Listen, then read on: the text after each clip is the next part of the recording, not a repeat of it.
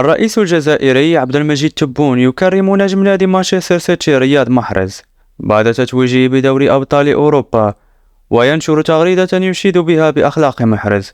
شاهد ماذا قال.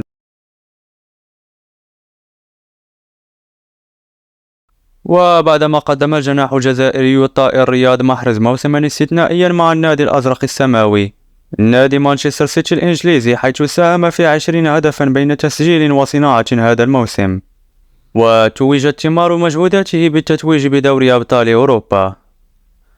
بل وأن النجم الجزائري قد فاز بكل الألقاب الممكنة مع مانشستر سيتي هذا الموسم.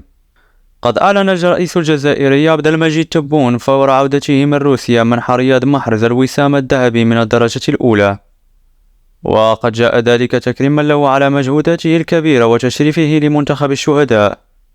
كما قد غرد الرئيس الجزائري عبر صفحته على تويتر: تحية كبيرة لابن الجزائر البار النجم رياض محرز بعد تمثيله بلدنا أحسن تمثيل بلعبه ورفعة أخلاقه من خلال أفعاله الخيرية بين أبناء بلده، أخلاق تضع محرز أسوة للنخبة الرياضية عن جدارة.